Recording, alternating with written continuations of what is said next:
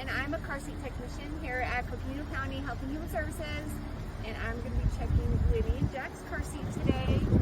It's always good to know if your car seats are installed properly. 9 out of 10 are improperly installed, and most crashes actually happen within 3 miles of your place of residence. So it's always good to have them at all times properly installed. All seats have stickers in case you lose the owner's manual. So this seat is a rear-facing and forward-facing seat, which that makes it a convertible. This seat, rear-facing, she can sit in this until she's 50 pounds, okay? And so she's got a long ways to go. American Academy of Pediatrics recommends that you keep your children rear-facing until age 2. So at age 2, you can make that decision. Rear-facing, forward-facing, and you get to choose. When they're rear-facing, their head, neck, and spinal cord is supported by the seat. When you turn them forward, there is nothing, because they're upright and they're going the same way as you, so nothing is protecting their head, neck, and spinal cord. So if you have a particularly small peanut, keeping them rear-facing longer, or just general, might be better. And then of course, when they hit the limits of rear-facing, that's it. You don't get to make that decision anymore. There are hooks that are built into the framework of the vehicle. And one thing to note, latch has a weight limit. And so that is found in the owner's manual vehicle.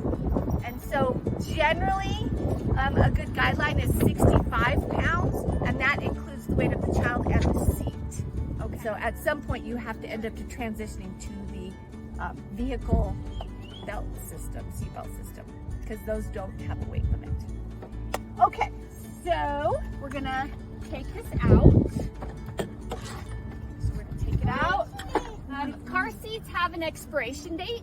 They have a lifespan of around 6 years. Some of the seats, there's, an extend to fit, and there's different grow with me. So always look at the expiration date. There's a tag, usually in some really hard place to find. This seat was manufactured in 2018, and in August of 2018, so we're still good on that. So there are 2 different belt paths on convertible seats. One is a rear-facing belt path, and one is a forward-facing belt path. So, and usually it gives you an arrow. The tags usually say which one to which.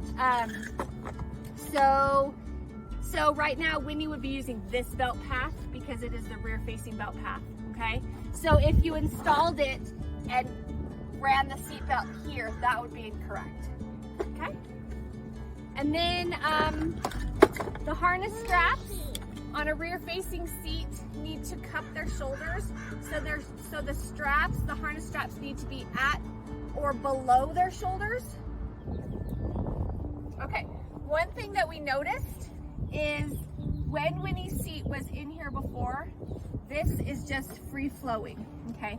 And a lot of kids will end up pulling this and wrapping it around their neck.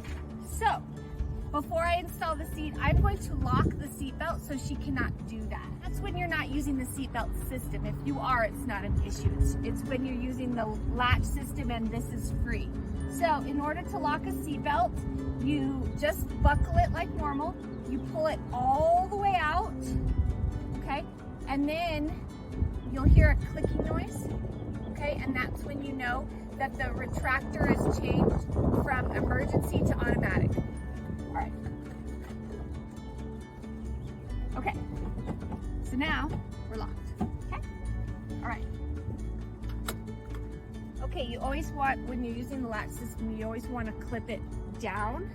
Okay, so that it's down, and make sure that you read your owner's manual to determine if your vehicle only has the latch on the outboard, the 2 outboard, rather than that middle seat. Okay, because you can't use one from one and one from another, okay, to sit in that middle seat. And that's when you need to really bring in your owner's manual of the vehicle, okay? Because it'll tell you where they're located. There's a little icon of a kid in a car seat that lets you know where the latch is in a vehicle. Okay, so we latched one. We're gonna latch the other, making sure that there's no twist or bend in the buckle. And then